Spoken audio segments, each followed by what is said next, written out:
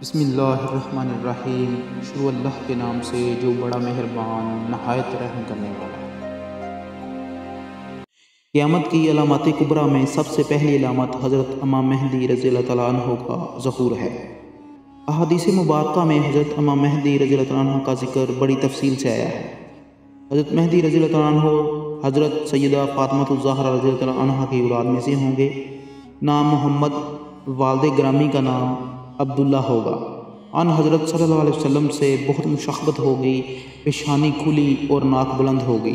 زمین کو عدل و انصاف سے بھر دیں گے۔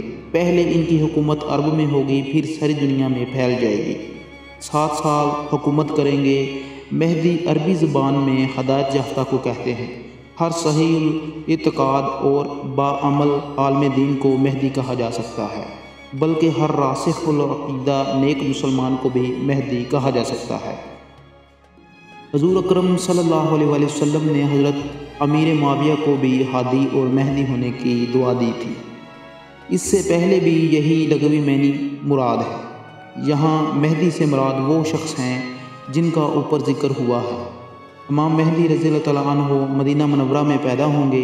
آخری زمانے میں جب مسلمان ہر طرف مغلوب ہو جائیں گے، مسلسل جنگیں ہوں گی، شام بھی عیسائیوں کی حکومت قائم ہوگی، ہر جگہ کفار کے مظالم بڑھ جائیں گے، عرب میں بھی مسلمانوں کی پرعقیدہ پرشوکت حکومت نہیں رہے گی، خیبر کے قریب تک عیسائی پہنچ جائیں گے اور اس جگہ تک ان کی حکومت قائم ہو جائے گی۔ بچے کھچے مسلمان مدینہ منورہ پہنچ جائیں گے۔ اس وقت حضرت امام مہدی رضی اللہ تعالیٰ عنہ مدینہ منورہ میں ہوں گے اور لوگوں کی دل میں یہ داعیہ پیدا ہوگا کہ اب امام مہدی کو تلاش کرنا چاہیے، ان کے ہاتھ پر بیعت کر کے ان کو امام بنا لینا چاہیے۔ اس زمانے کے نیک لوگ، اولیاء اللہ، ابدال، سب ہی امام مہدی رضی اللہ تعالیٰ عنہ کی تلاش میں ہوں گے۔ بعد جھوٹے مہدی بھی پیدا ہوں گے۔ امام اس ڈر سے لوگ انہیں حاکم اور امام نہ بنا لیں، مدینہ منورہ سے مکہ معظمہ آ جائیں گے اور بیت اللہ شریف کا طواف کر رہے ہوں گے، حجر اسود اور مقام ابراہیم کے درمیان ہوں گے کہ پہچان لیے جائیں گے اور لوگ ان کو گھیر کر ان سے حاکم اور امام ہونے کی بیعت کر لیں گے۔ اسی بیعت کے دوران ایک آواز آسمان سے آئے گی جس کو تمام لوگ اور وہاں موجود ہوں گے وہ سب سنیں گے، اور یہ آواز یہ ہوگی، یہ اللہ تعالیٰ کے خلیفہ اور حاکم بنائے ہوئے امام مہدی رضی اللہ تعالیٰ عنہ ہیں۔ جب آپ کی بیعت کی شہرت ہوگی تو مدینہ منورہ کی فوجیں مکہ معظمہ میں جمع ہو جائیں گی۔ شام، عراق اور یمن کے اہل اللہ اور ابدال سب آپ کی خدمت میں حاضر ہوں گے اور بیعت کریں گے۔ ایک فوج حضرت امام مہدی علیہ السلام سے لڑنے کے لیے آئے گی۔ جب وہ مکہ مکرمہ اور مدینہ منورہ کے درمیان ایک جنگل میں پہنچے گی تو ایک پہاڑ کے نیچے ٹھہرے گی، تو سوائے 2 آدمیوں کے سب زمین میں دھنس جائیں گے۔ حضرت امام مہدی علیہ السلام مکہ مکرمہ سے مدینہ منورہ آئیں گے، رسول اللہ صلی اللہ علیہ وسلم کے روضہ مبارک پر حاضری دیں گے اور وہاں کی زیارت کریں گے، پھر شام روانہ ہوں گے۔ دمشق پہنچ کر عیسائیوں سے ایک خون ریز جنگ ہوگی جس میں بہت سے مسلمان شہید ہو جائیں گے، بالآخر مسلمانوں کو فتح ہوگی۔ حضرت امام مہدی علیہ السلام مکہ ملک کا انتظام سنبھال کر قسطنطینیہ فتح کرنے کے لیے عازم سفر ہوں گے کہ قسطنطینیہ فتح کر کے امام مہدی رضی اللہ عنہ اللہ تعالیٰ کے حکم پر شام کے لیے روانہ ہوں گے۔ شام پہنچنے کے کچھ ہی عرصے بعد دجال نکل پڑے گا۔ دجال شام اور عراق کے درمیان میں سے نکلے گا اور گھومتا گھومتا دمشق کے قریب پہنچ جائے گا۔ فجر کی نماز کے وقت لوگ نماز کی تیاری میں مصروف ہوں گے کہ اچانک حضرت عیسیٰ علیہ السلام 2 فرشتوں کے کندھوں پر ہاتھ رکھے ہوئے آسمان سے اترتے ہوئے نظر آئیں گے۔ دجال حضرت عیسیٰ علیہ السلام کو دیکھ کر بھاگے گا، بالآخر باب لد پر پہنچ کر حضرت عیسیٰ علیہ السلام دجال کا کام تمام کر دیں گے۔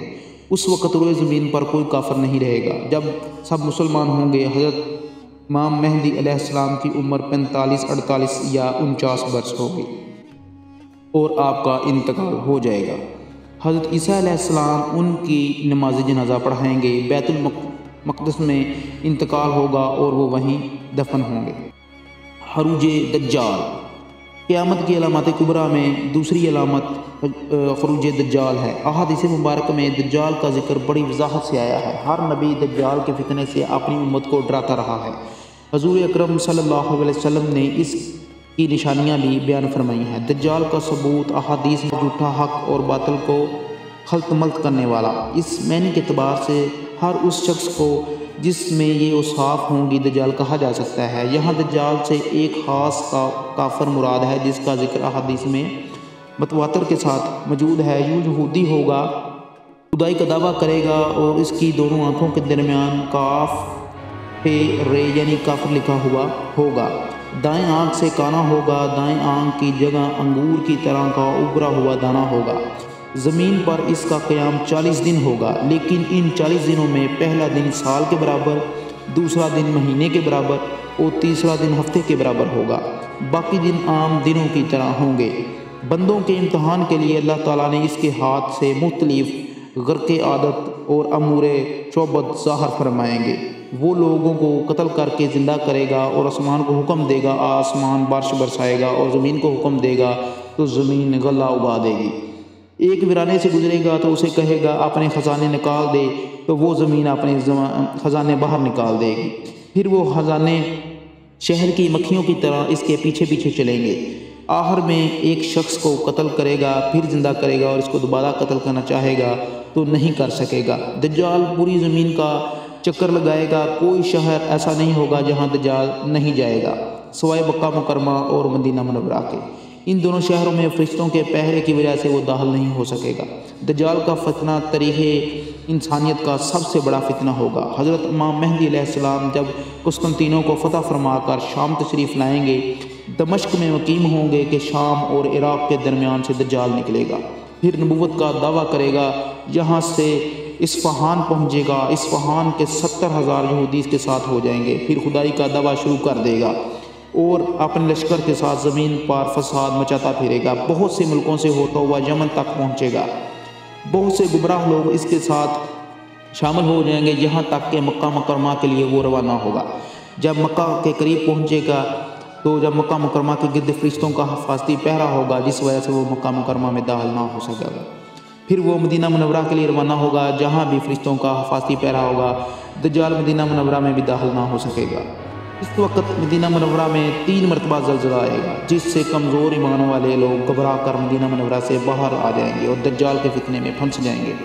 مدینہ منورہ کے مضافات میں ایک اللہ تعالیٰ والے نے دجال سے مناظرہ کریں گے، دجال انہیں قتل کر دے گا، پھر زندہ کرے گا اور پھر کہیں گے اب تو تیرے دجال ہونے کا پکا یقین ہو گیا ہے مجھے۔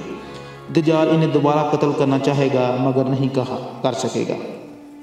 یہاں سے دجال شام کے لیے روانہ ہوگا، دمشق کے قریب پہنچ جائے گا، جہاں حضرت امام مہدی علیہ السلام پہلے سے موجود ہوں گے کہ اچانک آسمان سے حضرت عیسیٰ علیہ السلام اتریں گے۔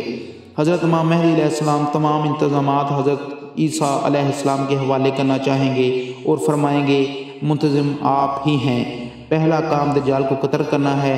اگلی صبح حضرت عیسیٰ علیہ السلام مسلمانوں کے لشکر کے ساتھ دجال کے لشکر کی طرف پیش کرنی فرمائیں گے، گھوڑے پر سوار ہوں گے، نیزہ ان کے ہاتھ میں ہوگا، دجال کے لشکر پر حملہ کر دیں گے۔ پھر گمسان کی لڑائی ہوگی، حضرت عیسیٰ علیہ السلام کی سانس میں یہ تاثیر ہوگی کہ جہاں تک ان کی نگاہ جائے گی وہیں تک سانس پہنچے گا، اور جس کافر کو آپ کی سانس کی ہوا لگے گی وہ اسی وقت مر جائے گا۔ دجال حضرت عیسیٰ علیہ السلام کو دیکھ کر بھاگنا شروع کر دے گا، آپ اس کا پیچھا کریں گے، باب لد پر پہنچ کر دجال کو قتل کر دیں گے۔